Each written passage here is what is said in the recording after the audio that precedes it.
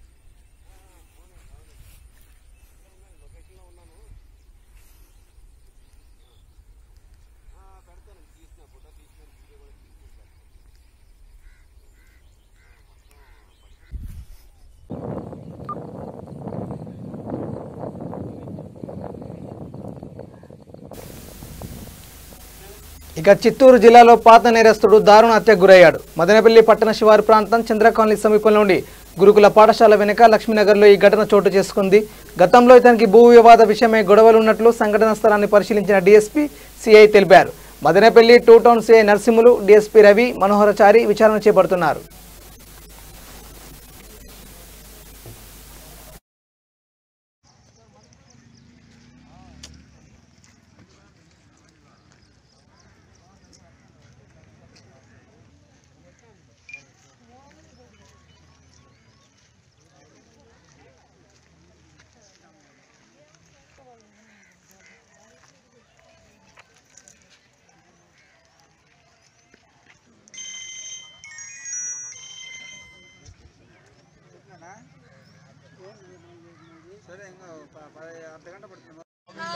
అక్కడే సార్ లేదు సార్ ఎత్తలేదు సార్ మా మామ ఎత్తలేదు సార్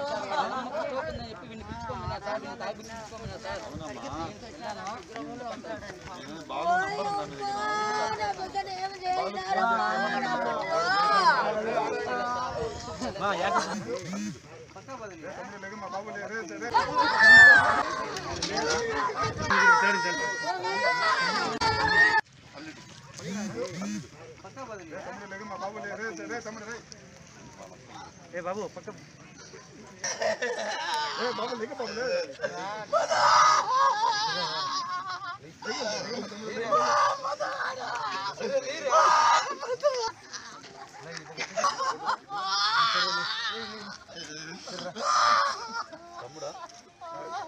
కూడా పోడు సార్ వాళ్ళు ఎట్లా మారిపోయినాడు కూడా తెలియదు సార్ వాళ్ళు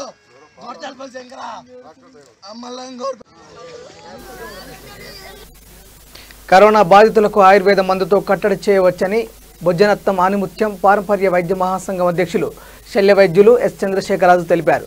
పుత్తూరు పట్టణంలోని శ్రీ ధర్మరాజుల స్వామి ఆలయంలో కరోనా కట్టడి చేయడానికి, వ్యాధి నిరోధక శక్తిని పెంచడానికి ఆయుర్వేదం ద్వారా మందులు తయారు చేస్తున్నట్లు ఆయన తెలిపారు. కరోనా సెకండ్ వేవ్ నేపథ్యంలో చాలా మంది ప్రజలు కోవిడ్ బారిన పడి ప్రాణాలు కోల్పోతున్నారని గుర్తు చేశారు. కరోనా కట్టడి చేయాలంటే మనుషులు వ్యాధి నిరోధక శక్తిని పెంచుకోవాలని తెలిపారు. మందును తయారు చేయడానికి అలాగే తయారు చేసే విధానాన్ని వివరించారు.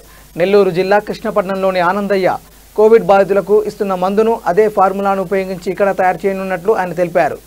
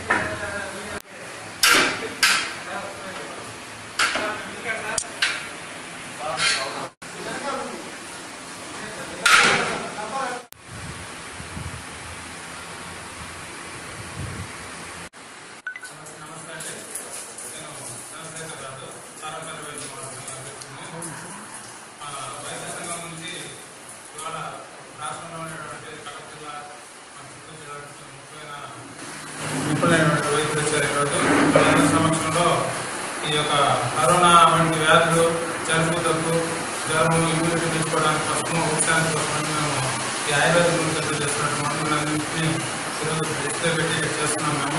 మేము ఎక్కువగా ఆమె ఇలాంటి మందులే మేము ఫార్మర్నే వాళ్ళకి చేస్తున్నాము. ఈ మెడిసిన్ అంతా తయారు చేసి ఇండివిజువల్ ఎవరికేమో మన ఇక్కడ మున్సిపాలిటీ కమిషనర్ కానీ లేకపోతే ఇంకా డిపార్ట్మెంట్ సంబంధించి ఎవరికైనా వాళ్ళ ద్వారా వాలంటీర్ల ద్వారా ఆయా క్వారంటైన్ ఉండే వాళ్ళకి కానీ ఇలాంటి మామూలుగా ఎవరికైనా ఫ్రీగా ఉపయోగించడానికి మేము ఇస్తాము. ఫ్రీగా ఇవ్వడానికి కోసమే ఇవన్నీ మేము చేస్తున్నామండి. మా సంఘం తరఫున రాష్ట్ర వ్యాప్తంగా కూడా ఇదే కార్యక్రమాన్ని మేము చేస్తాము. ప్రతి జిల్లాలో మా వైద్యులు ఏదైనా చేసి ఇస్తారు. దానికి అనుకూలంగా ఏర్పడిన తీసుకుని వాడుకోవచ్చండి. ఈ మందు వాడడం వల్ల ఎటువంటి దుష్పరిణామాలు మాత్రం ఉండవు. కాకపోతే మనిషికి ఉపయోగపడకపోయినా చెడ్డ మాత్రం చేయవి. ఈ కరోనా వంటి వ్యాధులు ఉన్నప్పుడు ఇవి సపోర్ట్గా అతనికి వెనక నుంచి సపోర్ట్గా వ్యాధి శక్తిని పెంచి వ్యాధి తొందరగా తగ్గడానికి ఉపయోగపడతాయి. కాబట్టి చాలామంది దీన్ని వాడి ప్రయోజనం పొందుతున్నారు. కాబట్టి ఎవరైనా ఎంతైనా ఇది వాడుకోవచ్చు. వర్చువల్ మీటింగ్ ద్వారా లబ్ధిదారులతో మాట్లాడిన ముఖ్యమంత్రి జగన్మోహన్ రెడ్డి వైఎస్ఆర్ జగనన్న కాలనీల గృహ నిర్మాణ ప్రారంభ మహోత్సవం కార్యక్రమం చేపట్టారు. కొవ్వూరు నియోజకవర్గంలో 12,603 ఇళ్లు మంజూరు కాగా కొవ్వూరు మండలం కాపవరం గ్రామంలో 233 ఇళ్ల నిర్మాణానికి శంకుస్థాపన చేశారు. ఈ కార్యక్రమంలో ముఖ్య అతిథిగా రాష్ట్ర స్త్రీ శిశు సంక్షేమ శాఖ మంత్రి శ్రీమతి తానేటి వనిత పాల్గొన్నారు.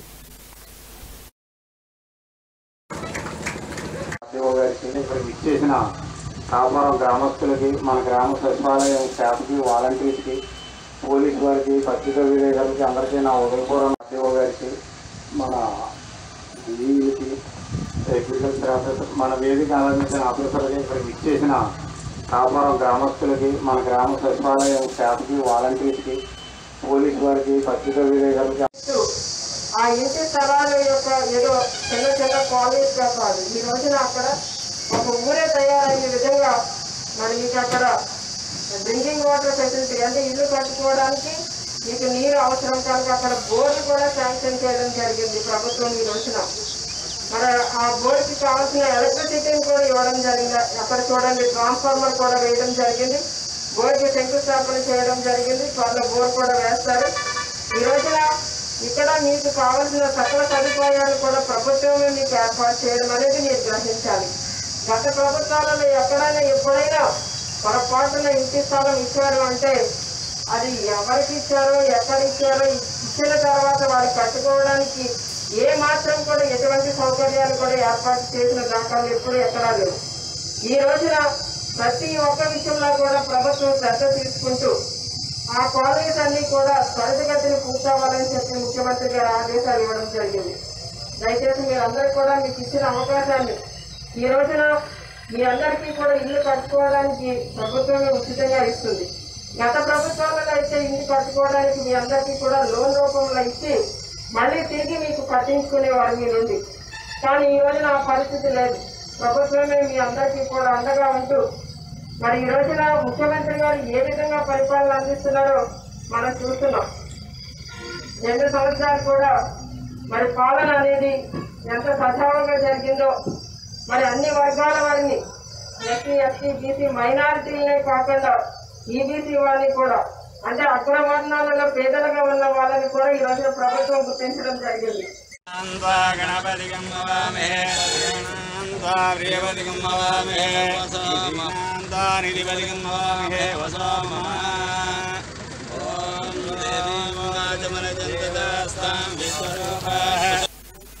ఇక అరుదైన శిలా సౌందర్యానికి నెలకొన్న విశాఖ సింహాచలం దేవస్థానం అధికారులు వాటికి మరింత మెరుగులద్దేందుకు చర్యలు చేపట్టారు. ఏళ్ల చరిత్ర కలిగిన శిలా సంపదను కాపాడేందుకు, పరిరక్షించేందుకు కృషి చేస్తున్నారు. ఆనాటి శిల్ప కళాకారుల ప్రతిభకు అద్దం పట్టే రాతి కట్టడాల విశిష్టను తెలిసేలా వాటికి మెరుగులు దిద్దుతున్నారు. అప్పన్న స్వామి సన్నిధిలో ఉన్న ప్రతి శిలను పరిశుభ్రపరిచి వాటికి సరికొత్త శోభను తీసుకొచ్చే విధంగా ప్రత్యేక శ్రద్ధ చూపిస్తున్నారు.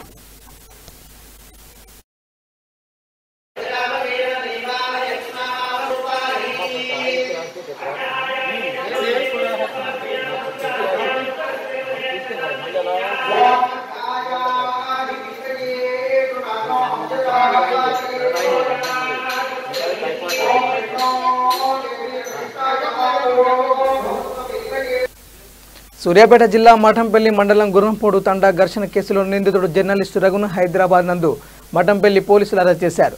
అరెస్టు చేసిన రఘును హుజూర్నగర్ జూనియర్ సివిల్ జడ్జి ముందు పోలీసులు హాజరుపరిచారు.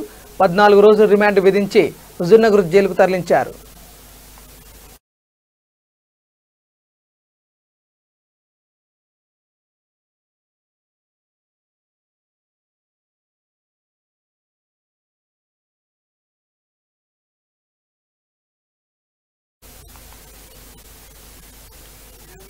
రంగారెడ్డి జిల్లా మాడ్గుల మండలం బ్రాహ్మణపల్లిలో అనుమతులు లేని గడువు తీరిన పత్తి విత్తనాలను అమ్ముతున్న మార్కెట్లపై ఆకస్మిక దాడులు నిర్వహించారు.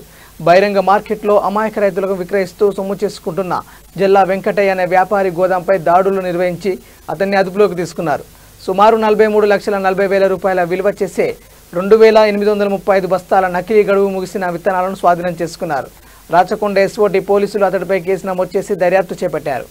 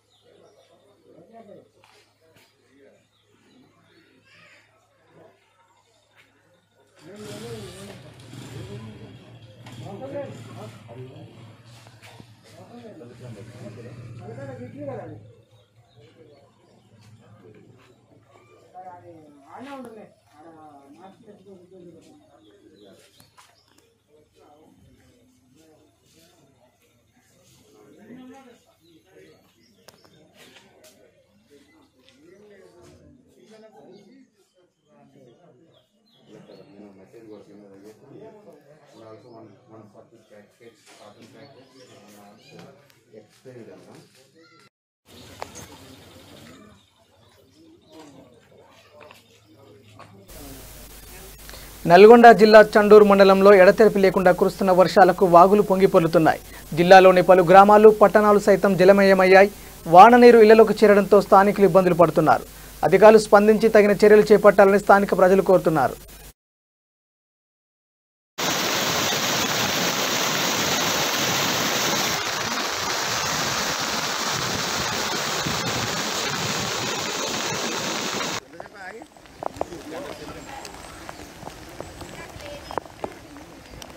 అవతల పోతుందా?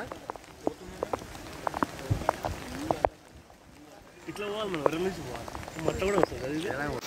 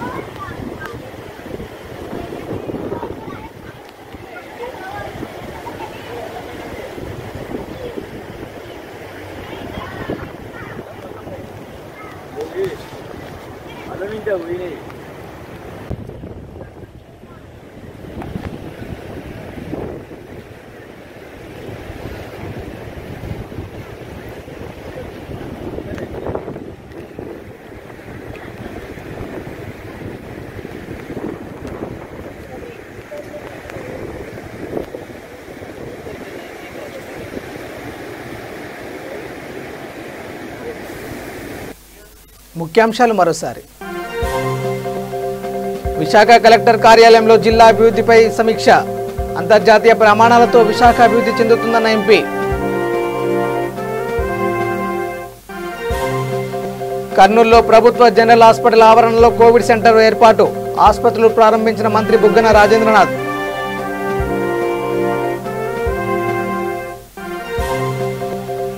కర్నూలు జిల్లాలో ప్రైవేట్ ఆసుపత్రులపై జిల్లా కలెక్టర్ ఆకస్మిక తనిఖీలు. అధిక ఫీజులు వసూలు చేస్తున్న ఆసుపత్రులకు జరిమానా.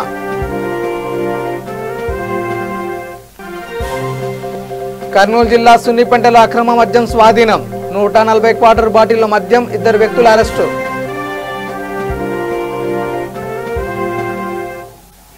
ఇవి bulletin updates. Keep watching V3 news. లక్ష్యం సమాజైతే. నమస్కారం.